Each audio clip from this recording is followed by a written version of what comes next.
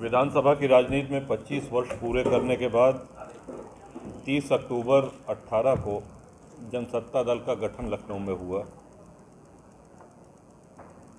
और ऐतिहासिक रैली वहां पे हुई। पूरा विश्व कोविड की चपेट में आ गया और इस दौरान रैली करना, सभाएं करना, जनसंपर्क करना ये संभव नहीं था। आज ईश्वर की कृपा से उस प्रकोप से हमको मुक्ति मिल रही है। उसी क्रम में जनसेवा संकल्प यात्रा के नाम से आज लखनऊ से ये यात्रा शुरू करके और झांसी में आपके जनपद में समापन। इस रैली का उद्देश्य अपने समर्थकों, कार्यकर्ताओं से भेंट करना, पार्टी के पदाधिकारियों से भेंट करना है। जहां तक आने वाले विधानसभा चुनाव की बात है तो 100 से अधिक सीटें हम सभी लोगों ने चिन्हित करी हैं। हो सकता है इसकी संख्या और बढ़े। जहां हमारे प्रत्याशी मजबूत स्थिति में हैं और पार्टी मजबूती से चुनाव लड़ेगी।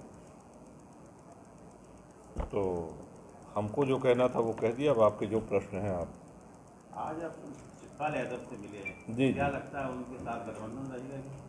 नहीं, देखिए हमारी उनकी सामान्य मुलाकात शिवपाल यादव या किसी और दल से गठबंधन करके आना जी बिल्कुल। पहले शिवपाल जी वाला जवाब देने, वो भी कानपुर आ रहे थे, हम लोग भी कानपुर से एक जैम में फंसे हुए थे। जब हम लोगों ने एक दूसरे को देखा तो उतर के शिष्टाचार भेंट करी और 93 से हमें 96 में माननीय शिवपाल जी विधायक हुए और तब से मिलना जुलना है, परिचय है। तो उसका कोई राजनीतिक निहितार्थ नहीं था। और जहाँ तक आपने गठबंधन की बात करी, किसी भी दल से अभी तक गठबंधन की कोई वार्ता नहीं हुई है। जैसे होगी या गठबंधन होगा, आपको अवश्य प्राथमिकता पे अवगत कराया जाएगा। 2022 की राजनीति में क्या सबसे बड़ा आपका एजेंडा क्या रहेगा जनता के बीच में? 2022 का जो विधानसभा चुनाव, देखिए उत्तर प्रदेश भारत का हृदय है और बहुत ही महत्वपूर्ण चुनाव होने वाले हैं उत्तर प्रदेश में। न सिर्फ ये सबसे बड़ा प्रदेश है बल्कि ये प्रदेश ये भी तय करता है कि भारत का प्रधानमंत्री कौन हो। जिसकी आमतौर पर यूपी में सरकार होती है उसका प्रधानमंत्री होता है। किसानों के, नौजवानों के लिए तमाम योजनाएं हैं। कृषि यंत्र सस्ते होने चाहिए, छात्रों की छात्रवृत्ति बढ़ाई जानी चाहिए।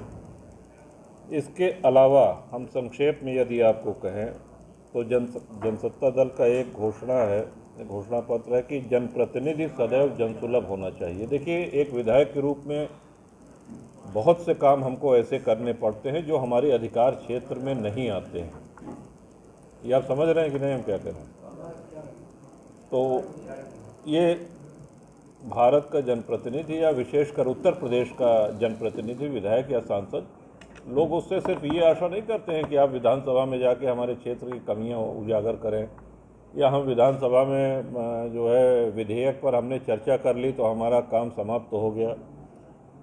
जनप्रतिनिधि जब तक जनसुलभ नहीं होगा, जनता अपने सुख दुख की बात उनसे नहीं कह सकेगी, तब तक वो सफल नहीं होगा। और आज विधानसभा में 28 वर्ष पूरे होने के बाद छठा टर्म, ये प्रसन्नता है कि क्षेत्र की जनता का सहयोग, उनका आशीर्वाद उसको मिलता रहा है। और परिचय हम कराना चाहेंगे। विनोद सरोज जी हैं, प्रदेश अध्यक्ष हैं, तीसरी बार विधायक हैं और इसके पहले इनके पिताजी 2 बार विधायक रहे निर्दलीय, बाबागंज विधानसभा जो कि कुंडा से सटी हुई है।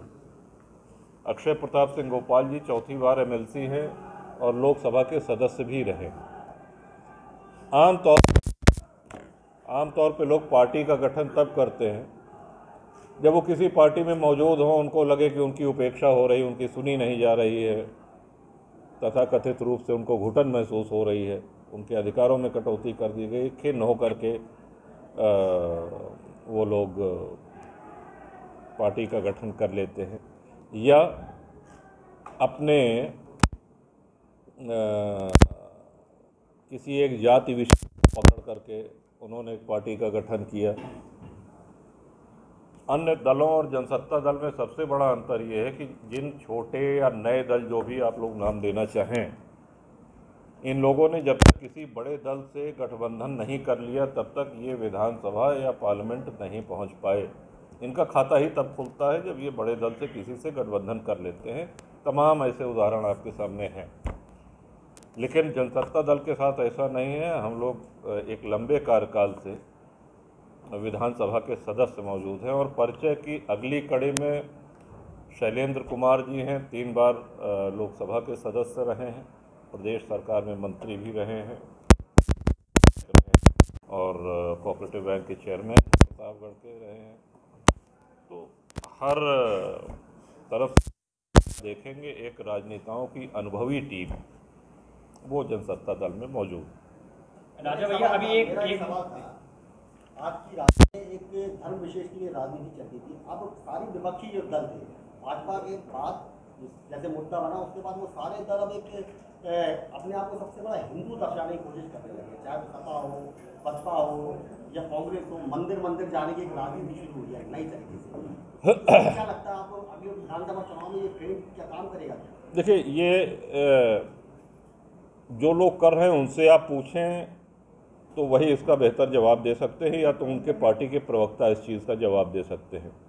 मंदिर जाना, ईश्वर की आराधना करना, ये एक आस्था का प्रश्न है, निष्ठा का प्रश्न है, और जिसकी अपने इष्ट में, अपने आराध्य में निष्ठा होती है वो। अखिलेश यादव ने कहा कि मैं मुझसे बड़ा हिंदू नहीं है कोई, आज तक इसको डिफाइन तय नहीं करेंगे हिंदू कौन होगा। नहीं, ऐसी बात नहीं है। हमने आपसे कहा, आपने कहा कि लोग मंदिर जाना शुरू किए हैं और कुछ लिया, तो ठीक है, जाए, अच्छी बात है।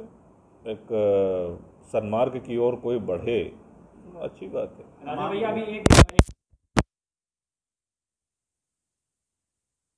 और कारण ये बताया जा रहा है कि नंद गोपाल नंदी ने प्रबुद्ध सम्मेलन करा जिसमें आपका नाम लिया था और आपके कौशाम्बी के जिला अध्यक्ष ने उनके पीआरओ को फोन करके बात भी करी है।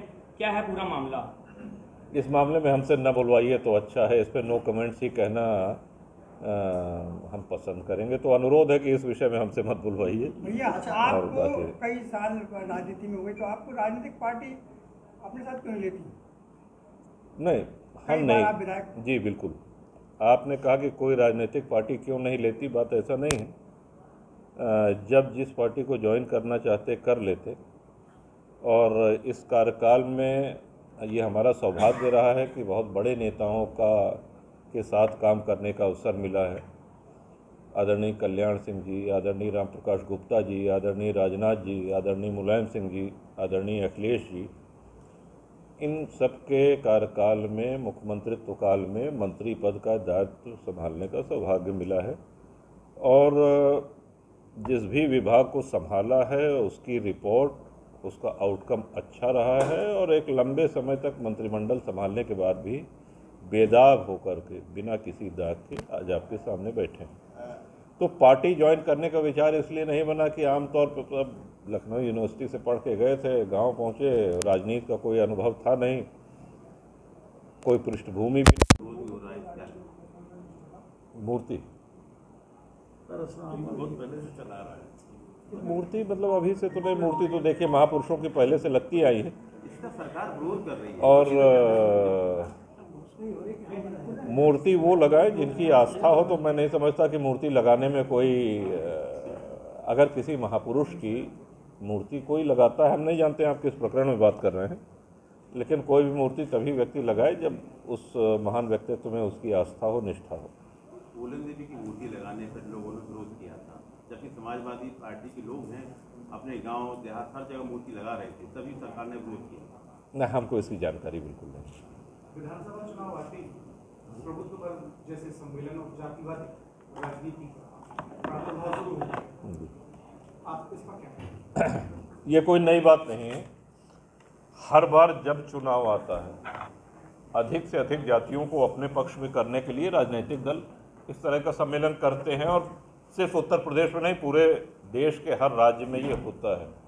अभी कुछ दिन पहले एक वरिष्ठ पत्रकार हमसे पूछ रहे थे कि साहब यूपी में जातिवाद का बड़ा बोलबाला है, और हम कहे नहीं, यूपी में नहीं है, ये हर जगह है। आप इस समय यूपी में मौजूद है इसलिए, तो हम कहे ऐसा मत कहिए कि सिंगल आउट कर दीजिए यूपी को कि साहब ये बीमारी उत्तर प्रदेश में है, बाकी कहीं नहीं है, ऐसा नहीं है। तो उस पार्टी के, उस जाति से संबंधित जो लोग हैं वो सभाएं करते हैं अपना महत्व बढ़ाने के लिए, या सम्मेलन करते हैं अपना महत्व बढ़ाने के लिए। जहाँ तक हमारे दल की बात आप कहें तो हमारा कभी भी जातिवाद में विश्वास नहीं रहा है। और एक और बात हम बताना चाहेंगे कि आप लोग भौगोलिक दूरी इतनी अधिक है, आपको लगता होगा कुंडा कोई क्षत्रिय बाहुल्य सीट है, तो 3.25 लाख मतदाता है, मात्र 10,000 ठाकुर है कुंडा विधानसभा में। तो ये भी मैं बता दूं कि हर जाति वर्ग मजहब के लोग, उनका आशीर्वाद, उनका स्नेह मिलता है। और 93 से आज तक जो भी लड़े हैं, ये रिकॉर्ड रहा है कि विपक्षी की जमानत जब्त हुई।